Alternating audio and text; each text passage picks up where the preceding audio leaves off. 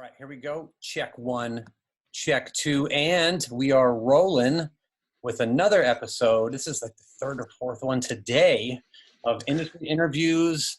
I am your host and good old buddy, Dan Brown Jr., creative director and composer of CrimeSonics. And today I'm joined by Michael Lee, has a ton of degrees, director of music technology at Azusa Pacific University. Michael Lee, how are you doing? I'm doing good, man. It's good to talk to you. Man, I know. We've chatted back and forth, mainly via text, I think. I think so, man. I think we even worked together a couple of times before actually even speaking.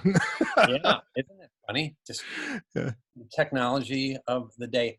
I have a bunch of questions I want to talk to you about your career, your trajectory, your education, your faith. Sure. I'm looking at your bio here, and it says that your boy Josiah is the loudest drummer in the neighborhood. Is that still current?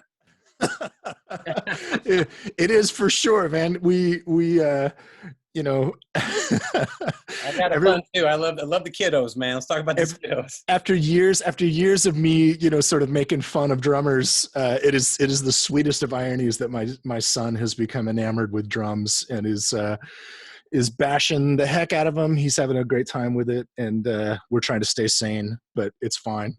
What kind of kit did you buy the little guy? We got him the cheapest possible one we could get because, first out of the gate, we had no idea if this was going to be something that stuck or not. So we got the cheapest one we could find, but he's at the point now where we're starting to go shopping. And the good thing about having a dad who's in the industry is that means me calling up my friends and going, hey, what do you have in your garage that you haven't used in 10 years? And so he's got a pretty good birthday gift coming up here in a couple months. Yeah, that is really cool. My son, he showed interest in the drums at a really young age, like 2 or 3, 4. He would call them doom dooms. Yeah. And then I guess he's around maybe 10, he's 12 now, so maybe around 9. He wanted a drum kit. I bought him a pretty solid kit, beat on it for a while. Actually, it shows a lot of promise. Kid has rhythm. And he just quickly gravitated towards production. He loves cameras. He loves Final Cut. He loves editing. Yeah. So drums sat out in the garage, and we ended up buying him, camera gear. And he's running around vlogging. And he's got his own YouTube channel. And oh, that's very cool. Yeah, that's very cool. And it looks like your daughter Sophia plays the cello and sings, huh?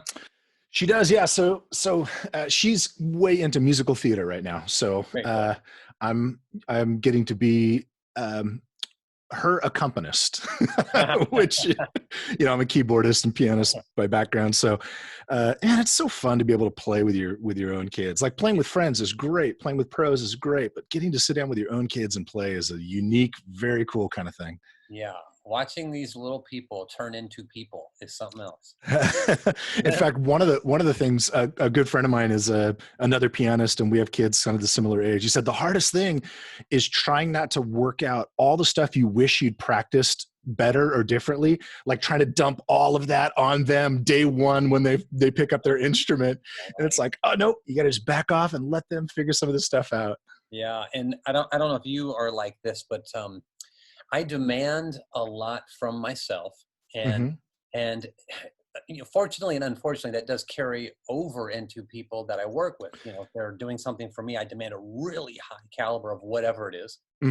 Well, my son demands a higher quality and a higher caliber from his dad. So like, I'll tell you what, man. Oh, go ahead. I was going to say, believe me, I understand. Like, whoever's listening to this and they think I'm a pretty hard-nosed dude, well, I get it every day. Let me tell you. Yeah, for sure. It messed with my whole worldview when my daughter was like, "Hey, I wrote a song. Do you want to make a track?" I was like, "Yeah, I do. Let's do it." And stepping into my studio, which is like, walking in that door is usually for me is a big transition. We built a studio out on the back part of the property at the house, but like when I walk in the studio, I walk in as a pro. Yeah. And when I walk out of the studio, I walk out of the studio as dad. Well, when the kids walk into the studio, all of a sudden, I don't know how to manage that situation, man. What do I do in here? Yeah. So let's switch gears a little bit. Yeah. I'm curious about, I don't want to divulge all of your credits and coolness yet. I just want to, I want to just ask you, so how did you, like, where are you from and how did you get into music? Cool. Yeah.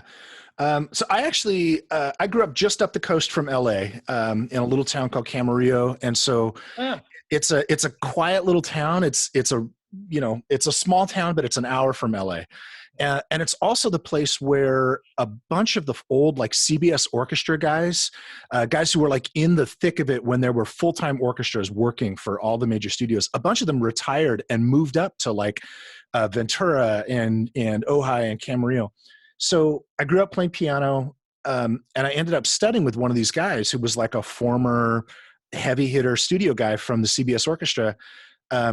Studied with him for a lot of years, and then he had like just a hobby band that they put together that was playing out of the local junior college. So by the time I was like, uh, 15, 16 years old, I was playing at our local junior college big band, which was really a bunch of retired old studio guys from like the CBS orchestra and all these old big bands. And man, they were merciless. They were relentless, and it was great. It didn't matter that I was 16. If I was screwing up chords and voicings, they would jump up, they would come over, and they would like bump me off the bench and go, "No, play it like this." So that was my early introduction into it. My parents both played. My dad was sort of a Elvis impersonator guy. My mom was a classical pianist. So well, hold on. Was your dad really an Elvis? No. But he would pull out the old songbook and he would croon. He would sit there at the piano and he would play and sing, and just loved it. And my mom was like discipline as far as music, and my dad was like love it. So I got both sides kind of poured into me. Oh, that's cool. That's really cool.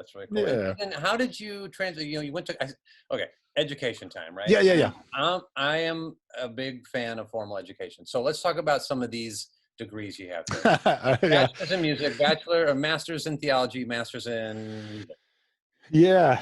I sort of traveled a wide path. I went to school for music. And then I got out and I sort of took a year off. I studied composition and music theory for my undergrad.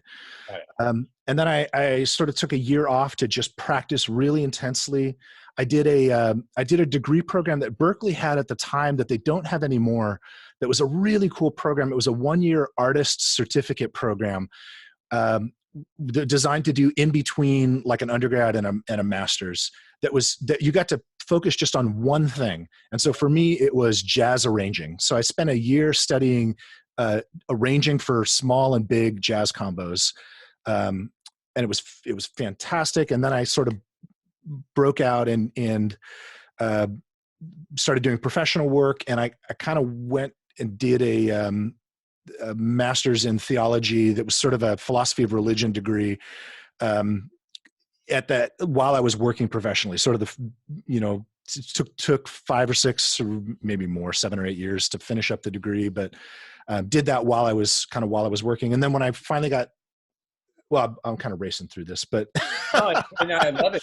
Please continue. So then I went and worked professionally for a lot of years. And then when Azusa Pacific University was expanding their commercial music program, they invited me to come back and start teaching. It was a great fit. And what they wanted was professional experience. So I kind of brought that with me back to my teaching. And then after a while, they said, it'd be great if you actually went and got a degree that's in this.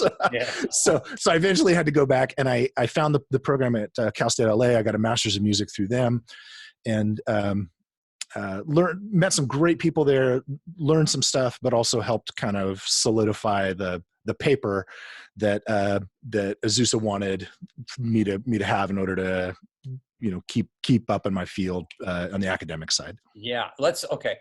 We are hinting at this sweet career. I'm looking at some pretty cool names here. As a keyboardist, Michael Lee has played with all these artists here. There are a lot of names here, but there's a few names. Yeah. If I can be selfish, I only want to pick out a couple of names of artists. It's not that I don't like the other ones, but ones that I actually really enjoyed listening to. I was a big Melissa Etheridge fan. Yeah. Tell me about that. So this is a pretty good insight into the way the industry works, which is so let me back up a few steps before that. I was playing piano on on like a Wednesday night church worship choir rehearsal kind of thing. Yeah. One of the girls that was in that, her boyfriend at the time was the musical director for a tour that was heading out. And so he was just hanging out, waiting for her to get done with rehearsal, heard me play, invited me to come audition. And so I ended up on a tour as part of the Meredith Brooks band. It was sort of the first big touring thing that I did. Well, she was, at that point, she was co-headlining a tour with Melissa Etheridge. And partway through, Melissa Etheridge's keyboardist dropped out on the thing. And so I was already there. I was touring with the other artist. I got a chance to kind of step over to the other side of the show.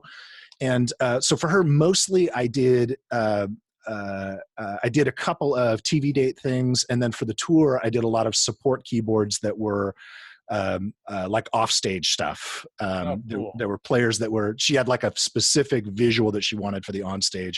So you know, we were off it, but that gave me a chance to work with, man, just, you know, like, just some unbelievable, folks, you know, Russ Miller was in on that one and Mark Snow was in on that one. Just great players. It was sort of my initial education into the music industry. And now, sorry to interrupt, you said Mark Snow, the same Mark Snow I'm thinking of. Bass player, composer guy? Yeah. X-Files? Yeah. No. No. Different Mark Snow? Different Mark Snow. Different Mark Snow. Yeah. He gets a plug anyway. Yeah, no, there's a very, very well-known bassist who's also a Mark Snow. I think it's hang on. He's checking. I got to check. I would check. And then I'm seeing who, okay, Ray Parker Jr. That's the Ghostbusters guy, right? That's Ghostbusters. Yeah. Oh, you're gonna call Michael Lee on keys? No, that was an absolute blast, man. So tell me about Ray Parker Jr. What's that all about? So that was a corporate thing. I ended up doing a lot of sort of corporate shows. So he was brought in as a headliner for the thing. I was brought in as a musical director on the thing. And so we ended up doing about a week together where we were, you know, half the time we were the Ray Parker Jr. band for his headlining stuff, but it was sort of this package thing put together. A lot of this kind of stuff is done for corporations. So they're putting together like an event for, I don't remember what it was for exactly, but let's say it's like Farmers Insurance or like Ford Motors or something like that. So when they put their huge corporate events together, they're bringing in people from all over the world to be spectators at this thing, you know, like they'll bring in franchise owners and different things like that. And so they'll book these big headliners and they'll sort of bring in musical directors and then put together sometimes a whole show or other things like that. So like sometimes we're putting together full on like Cirque du Soleil style stuff with the full production and everything like that around these headliners that they'll bring in. So I got to go back. I'd have to go back and look who the actual client was on that. But we got to hang out for about a week. We did two different things with him. We did a thing in Vegas with him, and then we did a thing down in New Orleans with him. And very cool guy, man. And a lot of people don't know, like, before Ghostbusters hit, Ray Parker Jr. was a first call LA guitar guy. Yeah. Like anything you wanted that wanted like that Memphis stank on it, yeah. Ray was the guy, man. He had that backbeat that would just blow the speakers up. Yeah, that is awesome. And I'm seeing, and I'm seeing Sheryl Crow on here. So that was part of that same sort of period of time when I was working with the Melissa Etheridge thing and the Meredith Brooks thing, and then so got a chance to work with her a little bit in like a larger festival kind of setting. How cool is that? Yeah. And so now I'm curious. So how did you start making that transition and move over into the TV production music world? Yeah, so like I say this a lot to younger people who are kind of making their way and trying to put connections together. There is so much power in being in the room. Yeah. Once you are in the room, you are making relationships with people, and the real currency in this industry is trust. Yeah. It is like talent, man. Talent is everywhere. You can find talent on every street corner. There's people more talented. There's 500 people more talented than me just between my house and the freeway. Crazy. It comes down to who do people trust? And they trust people that they've been in the room with, who they've seen, even if they've seen you do different things than the stuff that they need, if they know you and they trust that you can do it, you're going to get the call. So I was on a touring band with Meredith Brooks. It was kind of the last big tour that she did. And then she signed a contract after that to do artist development for Warner Chappell. Or I'm not sure. She was signed. She was part of the Warner group. She was signed as a songwriter to Warner Chappell, and then she was doing development for younger artists for them. Yeah. So when she was signed to do development, that meant she would take younger artists all the way through the process of writing all the songs, doing the demos, and then handing them off to a producer to do the first record. So we were her touring band. So as she got called into starting to develop younger artists, we came with her. And so we started doing studio work for her. And then when she started needing larger productions that had strings, that had orchestration, that had arrangements, I was the guy who was in the room.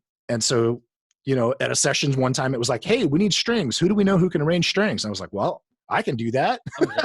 So I did it. It worked well. And then once you do it and it works well, it's like, some other project is like, well, we need strings. And the engineer is like, well, I was just on a project on Thursday and Mike Lee did the strings. Give him a call, Right. Once you're in the room, that trust, if you deliver on the trust, then that opens up doors to other stuff. Yeah, no, that is wonderful advice. And it's I can change gears for just a little bit. The heart and the soul and the hope for this podcast is to have these kind of conversations, a little bit open forum, a little bit structured. Yeah. These little moments, these little nuggets of advice that I think, this is the gold of the industry, right? And so let's continue down this road for a second. So Okay. here you are, touring guy, lots of incredible talent, lots of experiences. Now you're in the room. Now you're getting the opportunity to do the gig. Talk to me about attitude and humility and vibe. How important are those things? Yeah, Dan, that sounds like the kind of question where you already know the answer.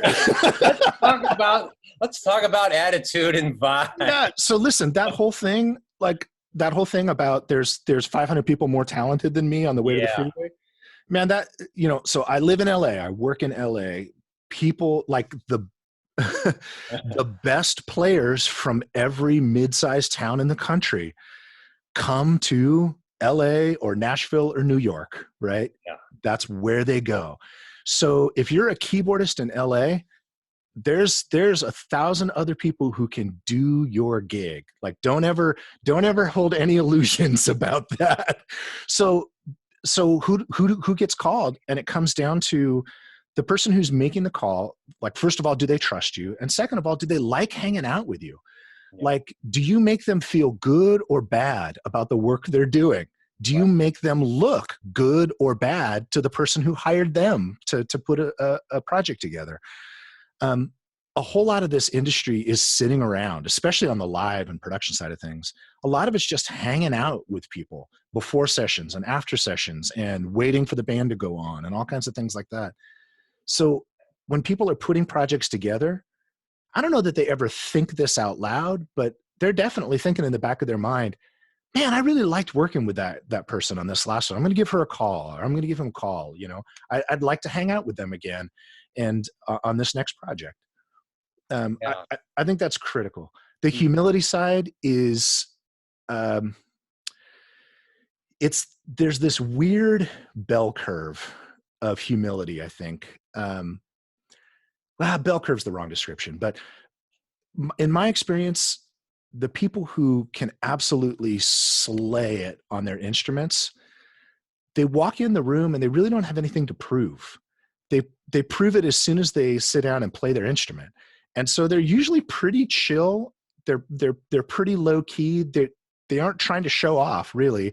And they're not too worried about your attitude toward them either, because they don't need to be. They know what they can do. Yeah. So there's a lot of sort of laid back humility at the top tier of musicians in this industry. At least that's my experience with it.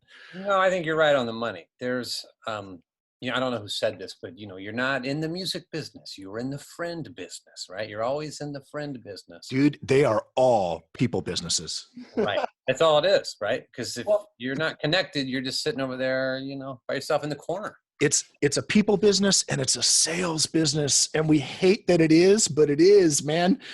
It is. Yeah. It is. It is. If you're trying to be a musician at any level, unless you are an orchestra musician with a full-time job, Right. then you are starting a small business, and you are the product, and you are the entrepreneur, and you are the marketing wing, and you are every part of that small business. But you got to think of it in those terms, Yeah. Yeah. And at the end of the day, too, the goal, if you are a player, performer, composer, right, Mm-hmm. you also have to carve out that time to continue to work on your craft. Yeah. You can't get rusty. You can't get, what did they say? Be prepared in and out of season. That's it. And I work with a guy who models that really, really well. One of the other faculty members I work with is a guy named Dave Beatty, and his constant refrain to all of the students coming through is stay on your instrument, stay on your instrument, stay on your instrument. Everybody's got stories of, guys like John Williams who would just show up to straight ahead jazz sessions and sit in on piano and could like hang with the heavies, The guys who seriously do this stuff, they stay on their instrument and they've got chops. They can make it happen. Yeah. Speaking transparently right now, I'm actually suffering from some overusage injuries because I stayed on that and I didn't listen to my body. And no exaggeration, I probably put a year's worth of practice into about 2 months. Mm. And now it's cost me some time off. I've been off of the instruments for about a month, and it's you get itchy, right? When you can't. And I have like some damaged tendons that I'm trying to deal with. It's a mess right now. Have you ever had any any issues with your hands or anything throughout your career? I have. I had really, really bad technique. But when I was about 22, 23 or so, I had really, really fast technique, but I got there by using muscle. So pianists will know sort of what I'm talking about. There's sort of two ways to get really, really fast execution. And one is sort of the strongman way of just trying to muscle through it. And the other is precision, learning to be more precise with your execution. And so I fully went down the muscle route. And it started causing serious, serious problems when I was in my early 20s.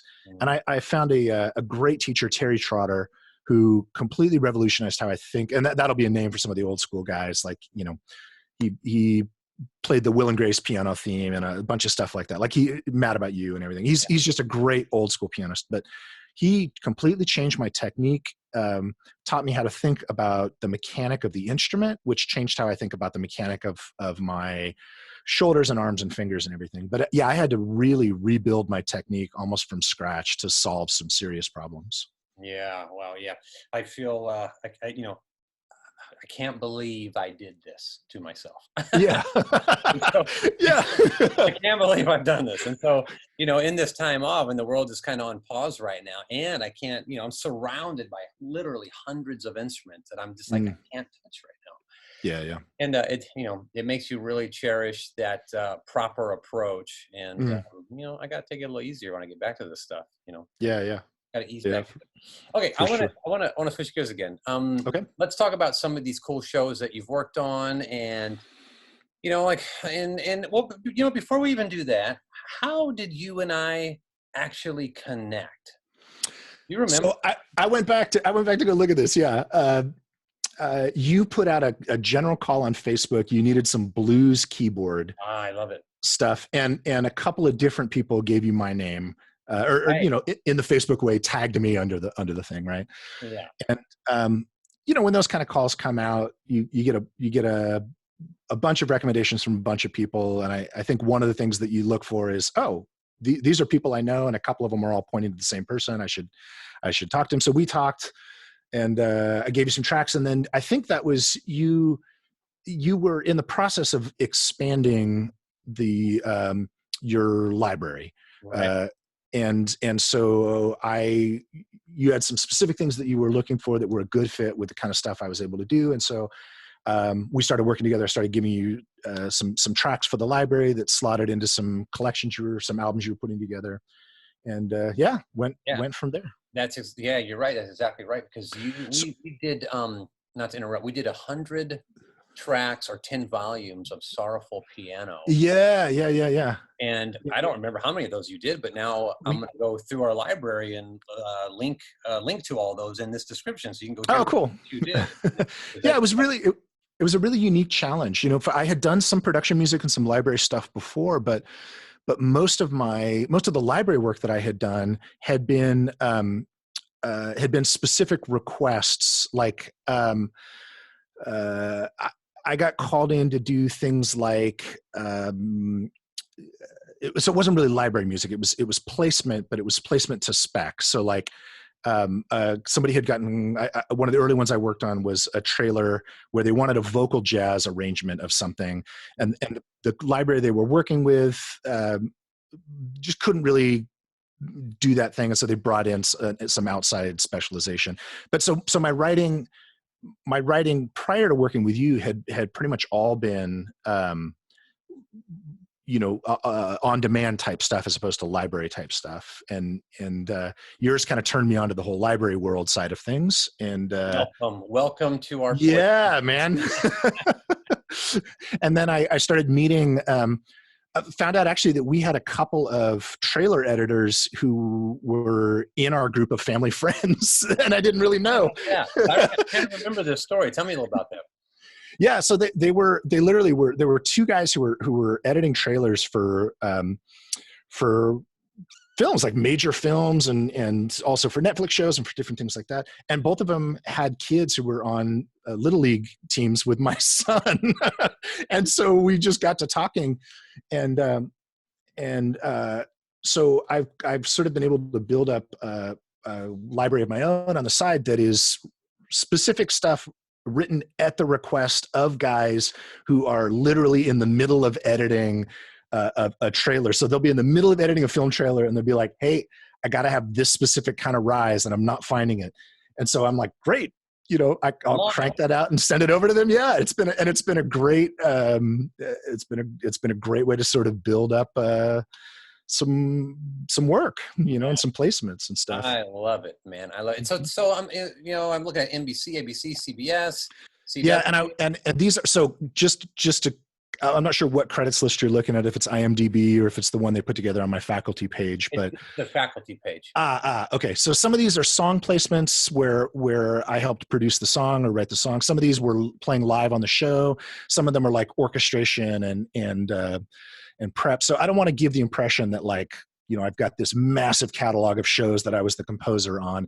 A lot of this is me bringing what I do as an arranger, orchestrator, keyboardist kind of thing, and into someone else's workflow. Yeah. So I want to make sure I'm being really transparent with what you're seeing there. No, it's great. And it's funny because today I woke up with a headache and I see Excedrin in your credits. Yeah. Yeah, I get no discount on their stuff, so you'll just have to go to CVS. And I don't know if we touched on it, so let's come back now, full circle. Yeah. How did you end up at Azusa Pacific University? Yeah.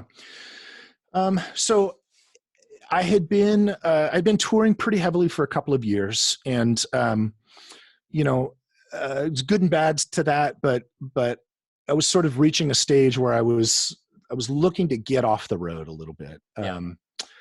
And I don't know how much you know about sort of the history of the touring world, but like the touring rates pretty much stayed the same from about the early 90s to about 2010, which meant the money that was good in 1990 was unlivable by 2010. Yeah. And so I was looking for a way to move out of doing time on the road. And so one avenue that opened up was doing more in-town studio work. And at the same time, APU, Azusa Pacific University, they were expanding their commercial music program. And the guy who was sort of my mentor for a lot of years was a part of expanding that program, gave me a call. And I was literally on a tour bus in August, like driving across Texas or whatever. And he said, hey, our music technology teacher bailed out at the last minute. Can you cover one class this fall, just teaching music technology we just need a last minute sub. And I was like, yeah, I'd be interested in that. And in the back of my mind, I was sort of thinking, I wonder if, the academic life would be a good fit for this. Loved it, man. Loved being in the classroom, loved the students, loved the energy of the place, loved the fact that all of a sudden there was an orchestra and a choir and a big band. And if I wrote stuff for them, they would play it. Like, as an arranger and composer, are you kidding me? I can write a piece for a 90-piece orchestra on a Tuesday, and on a Wednesday they'll play it. How cool is that, right? Yeah, it was just like jet fuel, man. It was an environment that valued what I did professionally, that saw it as an asset rather than a competition for my teaching, and wanted me to bring that experience back into the classroom. So just in all these sorts of ways, it was great. I started adding more classes. I started saying, give me as much as you want to give me. I'm loving this. And then as the program kept expanding, they opened up a full-time faculty position. It was competitive. I had to compete for it just like anybody else, but ended up getting the position. And then it's just been a really, really great symbiotic relationship between my professional work.